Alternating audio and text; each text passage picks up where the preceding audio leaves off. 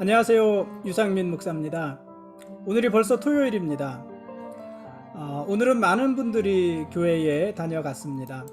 새벽부터 집사님 내외 분이 와서 화장실 청소, 또 휴지통, 기타 등등을 깨끗이 청소해 놓으셨고요. 오후에는 예배 연주팀 학생들과 또 목요 기도팀 집사님들이 교회에 왔습니다. 오늘부터 우리 학생들이 교회 구역을 나누어서 청소를 하기로 했고, 목요 기도팀 집사님들도 교회 청소를 하기로 했습니다. 덕분에 오늘 교회가 아주 깨끗해졌습니다. 마치 대청소를 한 것 같습니다. 교회에는 성령의 기름 부으심이 분명히 있어야 하지만은 사람들의 온기도 중요합니다. 사람들이 북적이면서 온기를 나누지 않으면 성령께서도 고전하시는 곳이 바로 교회입니다. 그래서 사람들이 오고 가는 것이 교회는 참 중요합니다. 오늘 오후에는요, 모처럼 우리 권사님이 타주시는 옛날식 냉커피 요즘에 냉커피라는 말은 없지 않습니까? 근데 오늘 마신 커피는 냉커피 였습니다. 분명히 냉커피 마시면서 집사님들과 이야기를 나눴는데 저는 그냥 그 시간이 좋았습니다. 아직은 교회에서 커피든 뭐든 먹으면 안 된다고 하지만 또 우리가 주의해야 되겠지만은 오늘은 그냥 그렇게 시간을 보냈습니다. 내일이 주일입니다. 모두가 예배당에 모이지는 못하지만은 각자 있는 그곳에서 최선을 다해 예배를 준비해 주시기 바랍니다. 그래서 예배하는 그곳에 성령이 임재하시고 우리가 예배하는 그곳이 하나님이 임재하시는 거룩한 성전이 되도록 함께 기도해 주십시오. 오늘 말씀 보시겠습니다.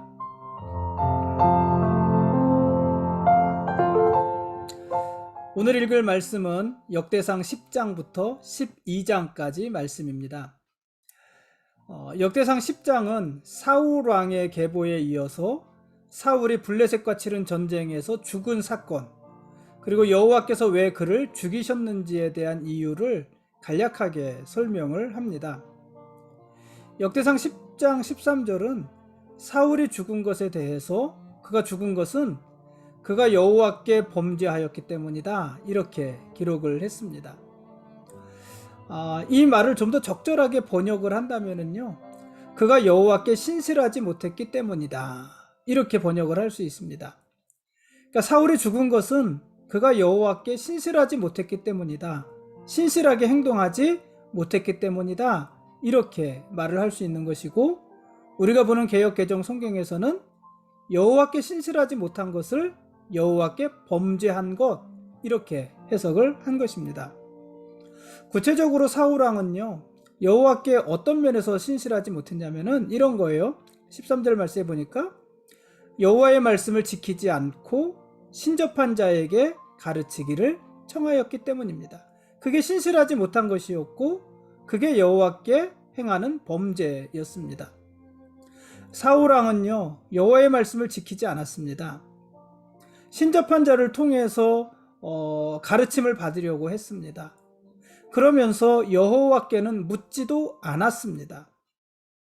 이런 이유들로 인해서 하나님은 사울왕을 죽이시고 이스라엘의 왕권을 이새의 아들 다윗에게 넘겨주시는 것입니다. 사울왕은 블레셋과의 길보아 전투에서 세 아들과 함께 죽습니다. 이스라엘의 초대 왕이었던 영예를 가지고 있는 사울왕이 이렇게 비참하게 허무하게 그 최후를 맞이하고 죽게 된 것입니다. 사울왕이 죽은 후 온 이스라엘과 장로들은 다윗과 언약을 맺고 그를 전체 이스라엘의 왕으로 추대했습니다. 이는 하나님께서 사무엘 선지자를 통해서 이미 하신 말씀을 이루신 것입니다. 다윗은 온 이스라엘의 왕이 되고 난 후에요, 여부스가 차지하고 있던 예루살렘을 정복해서 수도로 삼았습니다. 예루살렘은요, 아브라함 때부터 아주 특별한 곳이었습니다. 아브라함 당시에 살렘 왕 멜기세덱의 이야기가 나오지 않습니까? 이 멜기세덱에 대한 해석이 참 쉽지 않은 부분이기는 하지만은요, 이 아브라함 당시 멜기세덱과 관련된 도시가 바로 이 예루살렘이고요.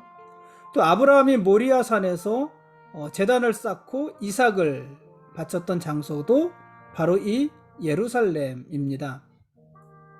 장차 이 예루살렘에 하나님의 성전이 세워지는 것이고요. 사람들은 예루살렘을 하나님의 성, 거룩한 산, 큰 왕의 성, 이런 이름들로 부르게 되는 것입니다. 그 예루살렘을 다윗이 점령한 것입니다. 그리고 그 예루살렘을 이스라엘의 수도로 삼은 것입니다. 여호와께서 함께 하시는 다윗은 점점 더 강성해졌습니다. 역대상 11장과 12장은 다윗과 함께 했던 용사들의 명단을 기록하는데요. 그 명단이 어마어마합니다. 많이 있습니다. 이들은 모두 다윗과 함께 이스라엘 나라를 세운 사람들입니다. 다윗이 강성했던 것은요, 물론 11장 9절 말씀대로 하나님이 함께 하시고 14절 말씀대로 하나님이 구원하셨기 때문이죠.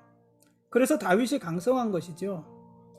그러나 또 다른 한편으로는 다윗에게 충성했던 많은 사람들의 헌신과 수고가 있었기 때문에 다윗은 강성할 수 있었습니다.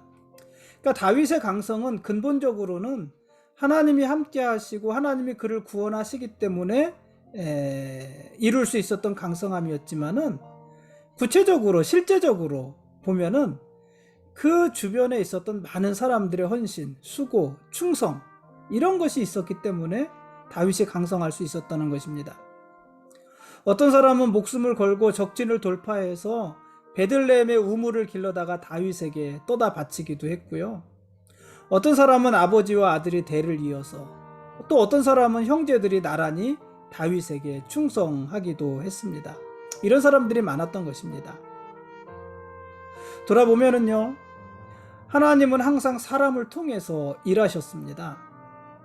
아브라함을 통해서 언약을 맺으셨고, 모세를 통해서 출애굽을 이루셨고, 이사야나 예레미야 같은 선지자를 통해서 하나님의 말씀을 선포하셨고, 다윗과 같은 왕을 통해서 이스라엘을 선하게 통치하셨습니다.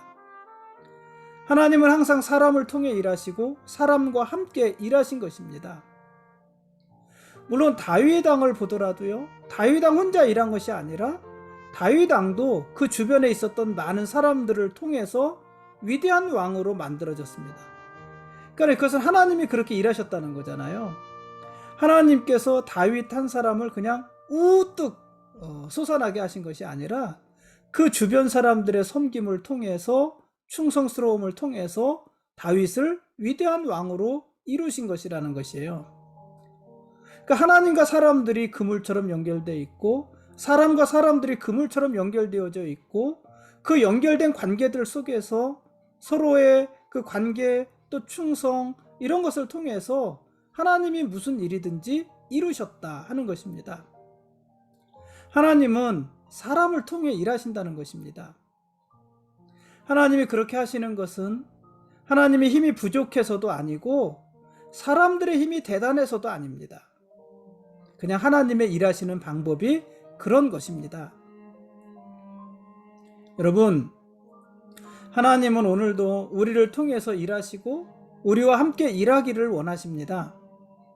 우리를 통해서 가정과 교회를 회복하기 원하시고, 또 코로나로 신음하는 이 땅을 고치기를 원하십니다. 하나님은 그 일들을 하나님 스스로 혼자서 알아서 뚝딱뚝딱 다 하시는 것이 아니라 더디고 불편하지만 우리의 기도와 우리의 순종을 통해서 그와 같은 놀라운 일들을 이루어 가시는 것입니다. 왜 그런지는 모르지만 그것이 하나님이 일하시는 방법인 것입니다. 그런 하나님의 방법 속에 다윗과 같은 위대한 왕이 세워지는 것입니다.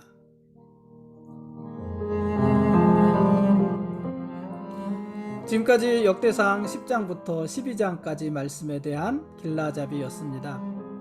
내일 읽을 말씀은 역대상 13장부터 16장까지 말씀입니다. 사울을 망하게 하신 분도 하나님이시고요, 다윗을 강성케 하신 분도 하나님이십니다.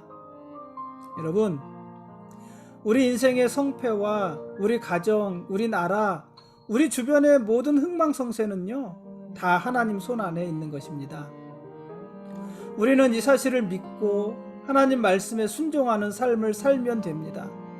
우리가 성공을 이루고 우리가 흥망을 이루고 성쇠를 이루는 것이 아니라, 우리가 그것을 이루기 위해서 사는 것이 아니라, 우리는 다만 하나님의 말씀을 믿고 그 말씀에 순종하는 삶을 살면 되는 것입니다.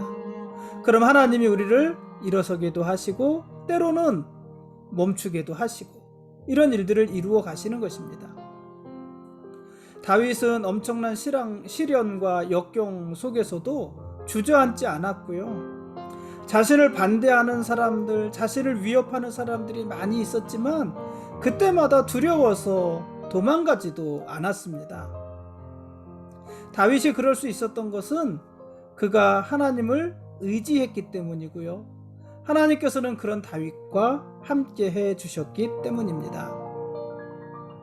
역대상 11장 9절에 보면은요, 이런 말씀이 있어요. 만군의 여호와께서 함께 계시니 다윗이 점점 강성하여 가니라.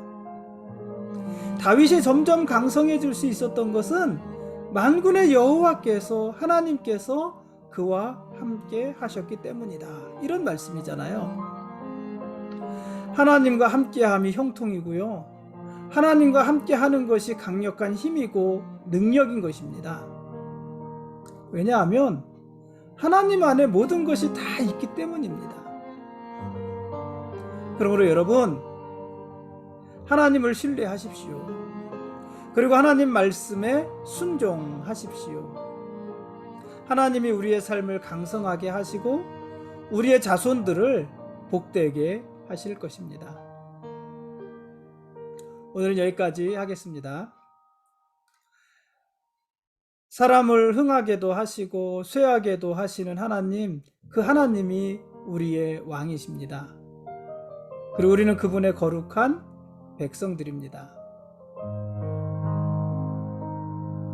고맙습니다.